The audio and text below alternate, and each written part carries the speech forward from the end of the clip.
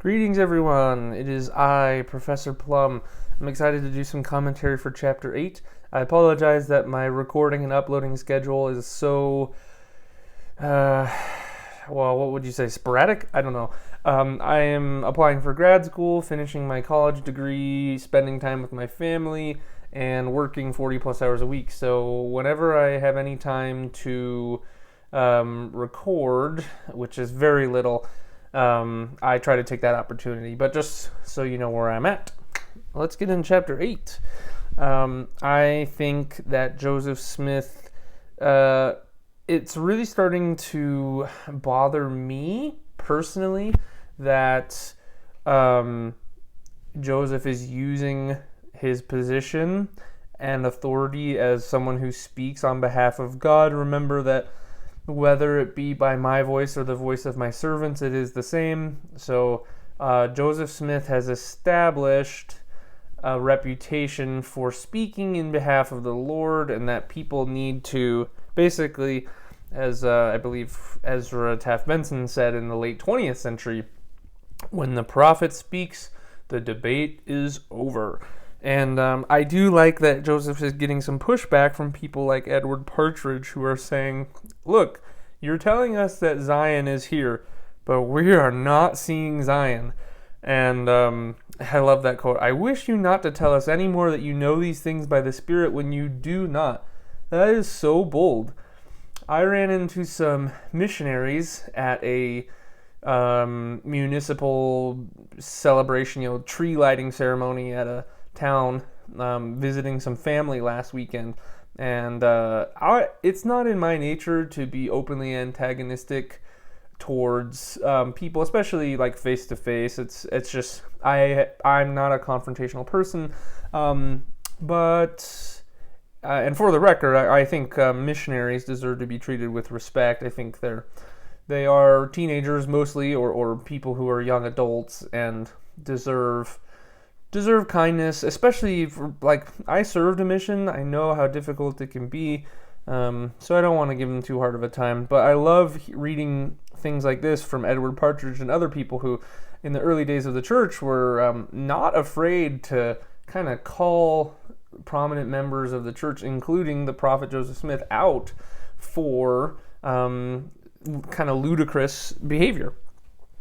It is interesting that Joseph responds to this. Edward Partridge says, you don't see the things that you claim to see. They're not here. You are obviously leading us astray. And Joseph stubbornly replies, I see it, and it will be so.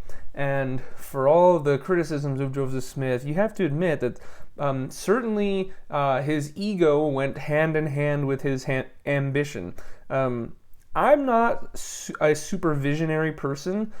In my life, I have a hard time seeing long-term things like that. And so while it is true that the material circumstances that they were in were Edward Partridge was super valid to be as frustrated as he was and kind of talking back to Joseph Smith, but I guess that is one of the things that could define someone that you would call a prophet, is Joseph isn't necessarily unaware of the drudgery that the saints are being put through and the very poor circumstances that they find themselves in, but it's kind of like instead of a glass half full optimism from Joseph Smith, it's like a 50-gallon oil drum full of optimism from someone like Joseph Smith. So if you want to be cynical, you can say this is just like a con man telling people to stay in the boat. It's going to be okay. It's going to be okay. But I have to say that I feel like Joseph Smith may very well have been sincere in the ambition and knowing that if things aren't so great right now, that maybe they will be good in the future. It is interesting that W.W. Phelps sets up the Evening and Morning Star, the westernmost newspaper in the United States. And it's funny that they point out that he's anti-Masonic journalist. Remember that you will recall that a huge portion of the narrative of the Book of Mormon centers around the Masonic type gatherings that were taking place in the fictional civilization, and the consequences of those secret combinations and things leaking out into the public and causing assassinations and the collapse of society. And so I would have loved to have seen W.W. Phelps react to learning about the endowment ceremony and how closely linked to the Masonic symbology and rituals that it ended up becoming. So it says in 1831, Joseph Smith, in this single year, wrote 3 times as many revelations as in the last 10 years of his life. So he is in full prophet mode, full prophet, seer, and revelator. You know, ever since like John Taylor, the 3rd or 4th president of the church, ever since the late 19th century, there have been like probably less than a dozen official church revelations proclaimed and put on record for the entire body of the church, like using the voice of the Lord or the prophetic mantle of, we have received this revelation, the Manifesto for Polygamy, the 2015 revelation, which got turned into less of a doctrine and more of a policy, but then was a whole mess there. And so you've got all these revelations that Joseph Smith is doing, and in the last 150 years of Mormonism, there have been like 10. I think that's really interesting that at some point they decided that it was not expedient that the voice of the Lord would come out in the way that Joseph Smith did it. I think in the 19th century, there was a big push towards revering Joseph Smith as a prophet, and that later presidents of the Church of Jesus Christ of Latter-day Saints didn't always see themselves necessarily as prophets, but rather just leaders of the church that was restored through the prophetic revelation to Joseph Smith. So take that for what you will.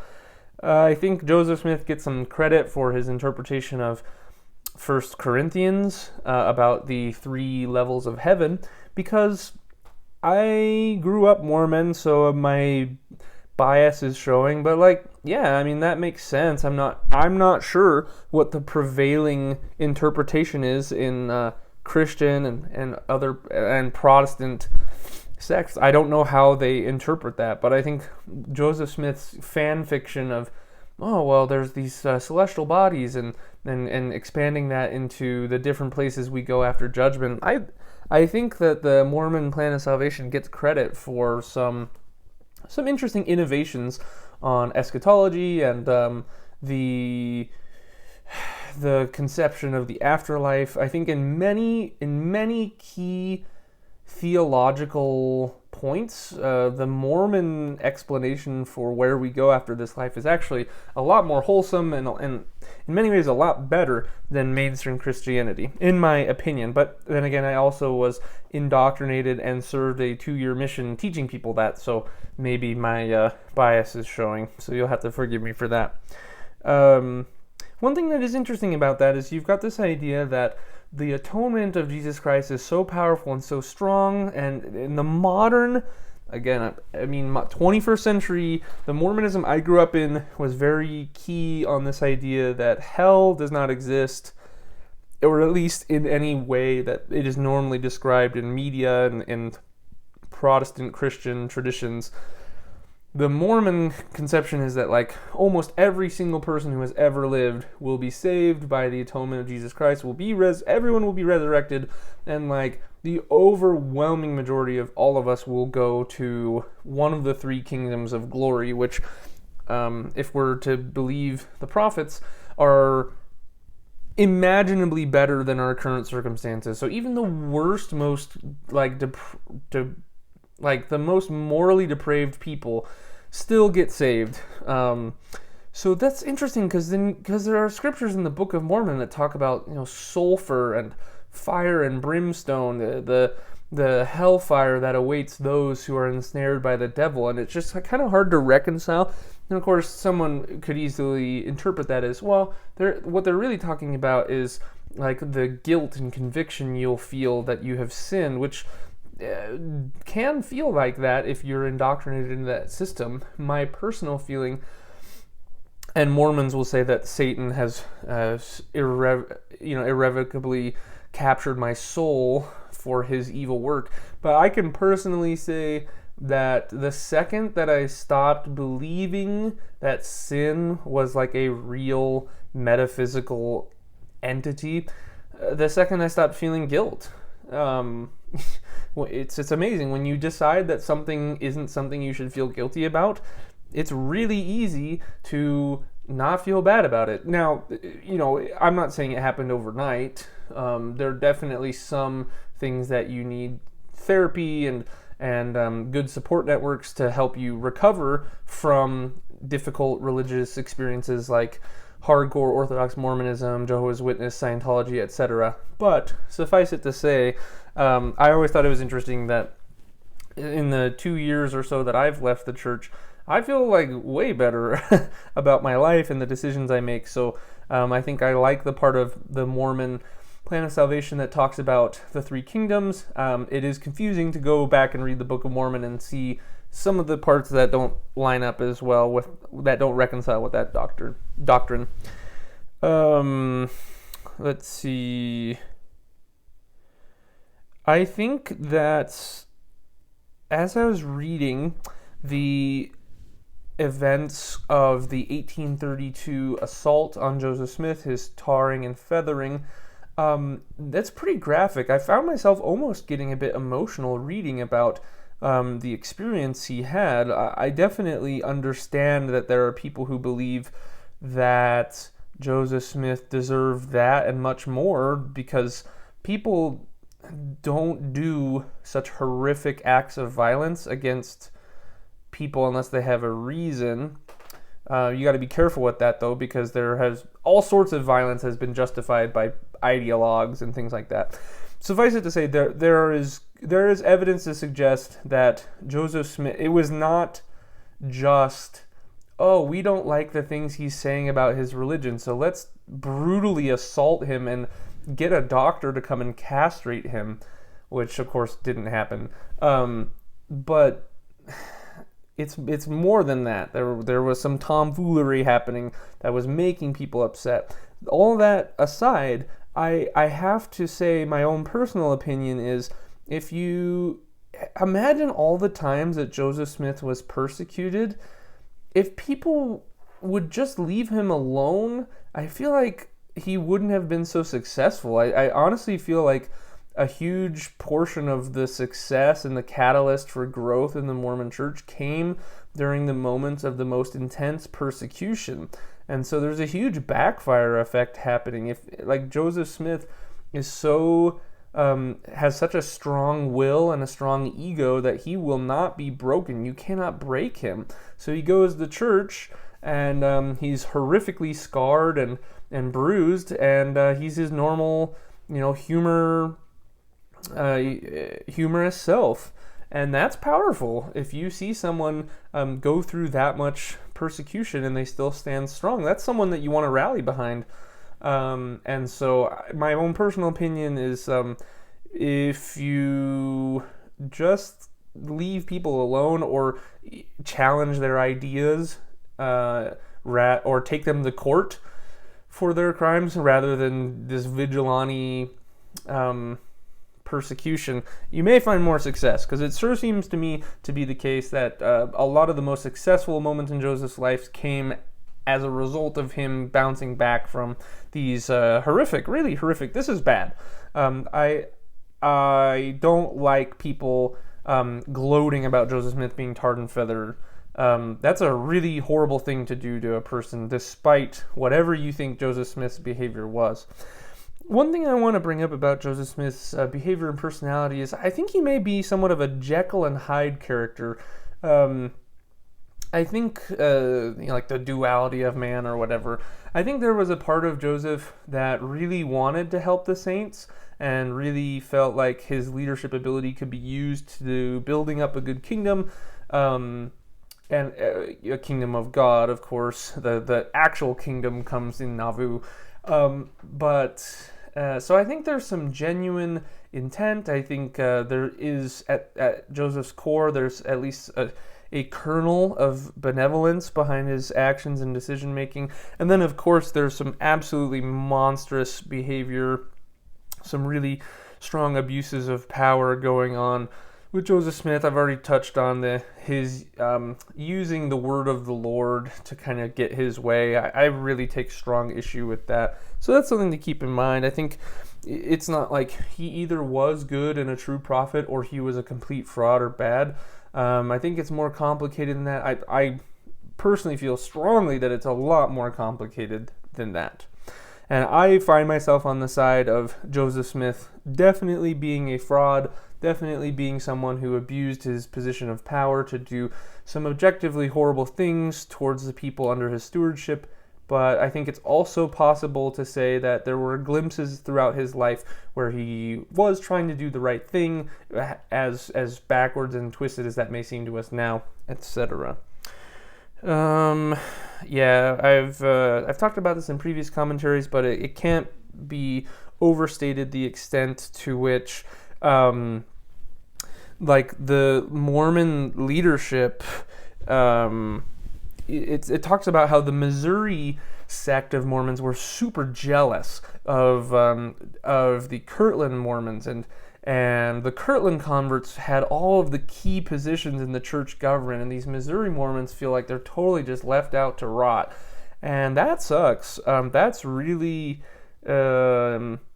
I've talked about how even though the 90% of people who serve in church leadership positions aren't actually compensated for their labor, because of the lay clergy philosophy that the church has.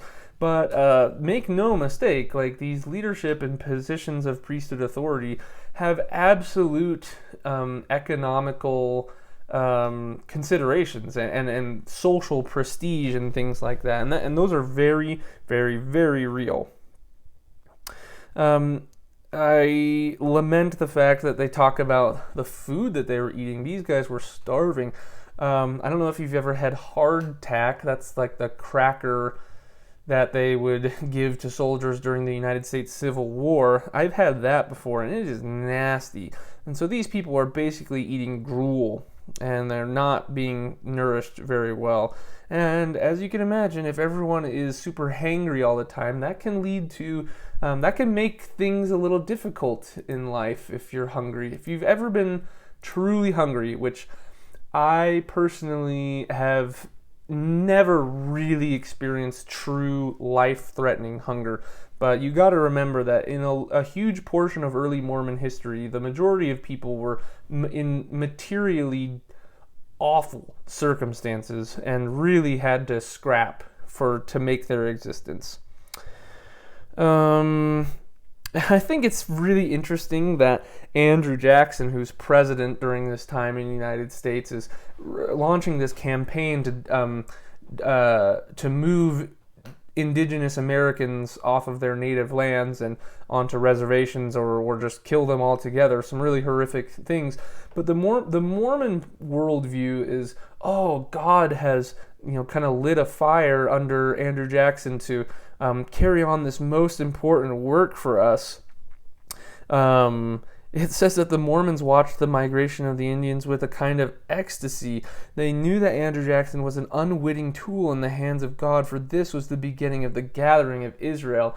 And that mindset still carries on to this day in modern Mormonism. Of Mormons compose less than 1% of the world's population. Like, there are billions of people on this earth that have never heard of Joseph Smith or the Mormon Church or Salt Lake City or the temples, and yet Mormons are dead set on, like, world events being signs of their times, not signs of the times, but signs of their times. That lens is so distorted. It's like if you've ever worn prism glasses where the light goes through all of the different angles and messes with your perception. Mormons are just so skewed, in my opinion, about world events, and everything is about them. Everything is about the second coming of Jesus Christ. It's not just Mormons, right? Christians, lots of people do this. Muslims do this. No one is uniquely guilty of this, but I find the Mormon worldview so interesting and funny to me because of how insignificant. It's like that meme from Mad Men where it's like, I'll never stop thinking about how awful you are, and then John Hamm goes, I don't think about you at all. It's like most of the world does not care about Mormonism at all. So at any rate, I think it's dangerous to assume a worldview that world events that don't even concern you or your culture have to do with a divine magnetic energy of world events happening to suit your narrative of where things are supposed to go. I think that is kind of foolish. But I have to say, as a counter to that, it is interesting to think about how would you act? Fawn Brodie talks about how it's important for us to understand that in the parts of America that we're learning about in the history of early Mormonism, basically everyone on the frontier that was a Christian believed that the second coming wasn't like, oh, it'll be any day now. Like, we say that now, but how many people do you know actually believe that? Whereas in this time, people literally believed that, like, they were waking up and going to bed day after day thinking, I think this week, today might be the day Jesus comes. So, I'd probably act a little bit differently if I felt like a cataclysmic cosmic event was bound to take place at any time given in my lifetime. I'm sure my decision making and the things I did with my life would be a little bit different, but it's certainly not a healthy worldview, I think, to have that at any moment your world could come crashing down and Jesus will come with laser beams and retribution towards the wheat and the chaff being sifted, etc. Joseph keeps manipulating people. Yeah, like the Lord, Jesus Christ, God, the creator and ruler over the entire universe, says to the saints in Doctrine and Covenants, section 90, all this stuff, therefore let them cease wearying me concerning this matter. I thought space and time were irrelevant to God, but you're saying that the dilly-dallying of the saints is like he's sitting on his golden throne on Kolob and he's becoming impatient. Is God capable of being impatient? Because it says, let them cease wearying me. God is growing weary because of the lack of results and the complaining amongst the saints. That sounds pretty human to me, and don't get me wrong, I know that Mormons believe that God was once a human, and that we are capable of obtaining exaltation for ourselves if we will go through all the saving ordinances, etc. But you have to admit, it does seem a bit of a plot hole that the Lord and Creator of the universe, who has been perfected through trillions of years of overcoming suffering and trials, is becoming weary because people are justifiably complaining about the miserable circumstances they're in. Give me a break. I think it was really interesting to read the letter of Joseph Smith when he goes to New York City, and how humbled he was by all the buildings, but he still has this ego of, he calls it Nineveh, and it's so condescending. He says, my bowels is filled. Apparently his grammar wasn't very good. My bowels is filled with compassion towards them. So it's got this like paternal, like, this is a huge, amazing city that never sleeps, and I just, I prefer being a prophet in our humble town of Kirtland. This is way too fast of a city for me. But I sure do love them. I get a little bit of that vibe, but you have to imagine someone with that big of an ego and someone with that much ambition. Joseph Smith probably would have done really well for himself if he set up shop in New York City and really had a go at it. But I think it's just really interesting to see someone who thinks that the events of the world are signaling signs about their religious movement. Meanwhile, these cities like Boston, New York City, Philadelphia, Baltimore are, burgeoning cities with big, huge, increasingly complex economies. And you're out in Kirtland, Ohio, and Independence, Missouri, thinking that Jesus is coming to you and you only. It's just really very interesting. And Fawn Brodie does say that at this point, Joseph really was taking himself very seriously as a prophet and did not relax from this role even before his wife, especially before his wife. So, very interesting that, like I said earlier, this kind of Jekyll and Hyde thing, there's plenty of examples of Joseph Smith abusing the power, but I think there are moments where it seems clear that Joseph, from his own internal reckoning, really felt like he was doing his best to help in the way that he could. And the interesting thing about his revelatory prowess is that we've already discussed some of the revelations and healings that have failed, but this whole South Carolina Civil War revelation is really interesting because even on my mission, we thought that he accurately predicted the rebellion of South Carolina. I always thought that was referring to Fort Sumter because that's like seen as the first engagement and action in the United States Civil War. The last time I was in an American history class, I think, was in high school, so forgive me if that's wrong, but I'm pretty sure Fort Sumter was kind of like the first shot that really set off the conflict for reals. So I always thought that Joseph Smith was talking about that, and like, oh my gosh, his prophecy was so true. But what I didn't realize is that he was talking about the rebellions that were happening in the 1830s due to like nullification, which was a crisis in American history. And so also that the prophets before the Civil War kind of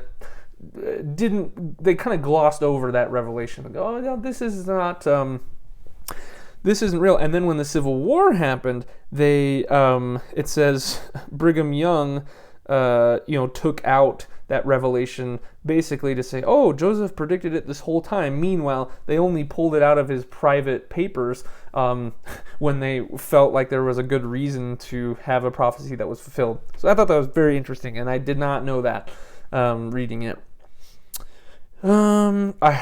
These people are so insufferable. The people come to Kirtland and they see Joseph being like a jovial person, and they turn their wagons around because it's unbecoming of a prophet to be like cheery. Don't get me wrong. I understand that Joseph Smith is a pretty negative character in many respects, but there's so many portraits of him as being fun and full of life and full of joy and humor, like a good humor, super clever, sharp-witted, good with comebacks.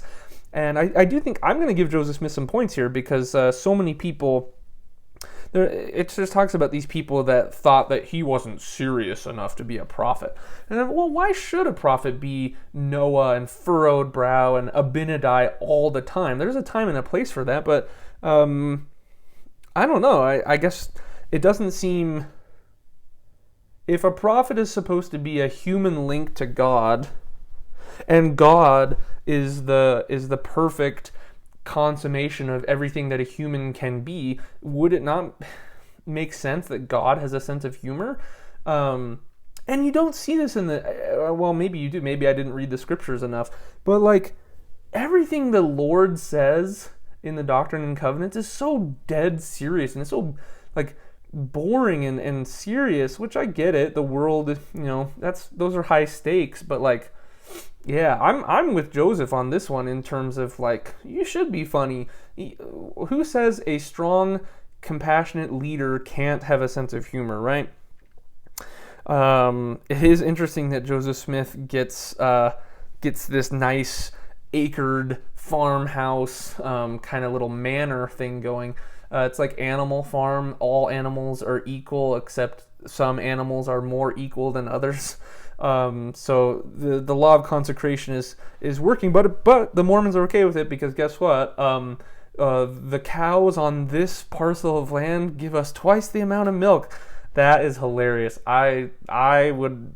That is really funny. And I think that it's really important for people to know that the Mormons were so into the gift of tongues, speaking in tongues. If you've ever seen the Holy Rollers, the Pentecostal church is based on people having the ability to express themselves. I think that's actually really cool. I think it's really silly from a non-believing perspective, but it's a shame that the church got away from that, because it says that it was so empowering for people to come up with their own way to praise God and to kind of be their own prophet for a second.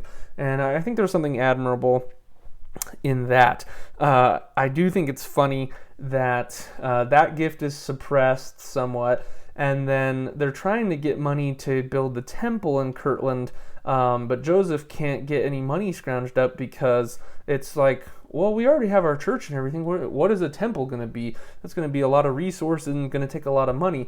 So that is like the origin of the endowment ceremony is, well, the temple, just you wait, the temple is going to contain information and knowledge from heaven, the likes of which the children of men have never before seen or laid eyes upon. Everything in the Mormon church, from my observation, is about money, the accumulation of wealth, armies and navies and the like. Now, the Book of Mormon was written, inarguably, it was written to help Joseph Smith make money to help his impoverished family. That is, if not the primary, it is among the primary reasons the Book of Mormon was written, was to make money. The church, the early days of the church were ridden with debt. Basically, everything they did acquired debt. And the endowment ceremony came about as a solution to the problem, how do we raise money for this prestigious frontier temple? Well, I'll tell you, this isn't any church. This is a special church where we have an endowment that you will receive. And that worked. That got people interested. Yeah, more stuff about God. We got this, the Kirtland cornerstone is laying, and then on 1833 in August, the Lord commanded everyone to give all of their property and like a tithing of everything they have so that they could contribute together to the building of the temple. And the Lord promising that if this was done, Zion would become very glorious, very great, and very terrible, with the nations of the earth honoring her. But if she observe not, the revelation continued, I will visit her according to all her works, with sore affliction, with pestilence, with plague, with sword, with vengeance, with devouring fire. I mean, what kind of God is this? I don't care about the argument about is God real. I will, in a debate with people, I probably would be more eager to just say, yes, you're right, God exists. But why would you worship a God that gives you this ultimatum? You can build this temple and give Joseph Smith a nice farmhouse where the cows give you twice as much milk, or so you can do that, you have your agency, but just so you know, if you don't, you're going to burn forever, and I will send pestilence and plagues and fire upon you. I mean, what are you going to do? It just seems so obvious and frustrating. And the whole funny thing about these poor Missouri Mormons that are just getting left in the dust is the one of the main arguments was, we need to leave Kirtland, Ohio, because it's not consecrated ground. Okay, so why are you building a temple there then? Like, what? It doesn't make it make sense. Oh, we need to go to Independence. We need to go build Zion. Well, wait a minute. Okay, that's fine. But what's this Kirtland temple business all about? Anyways, that's all from me for Chapter 8. I hope you enjoyed this chapter. There's a lot going on there, and I'm excited to continue on. See you later.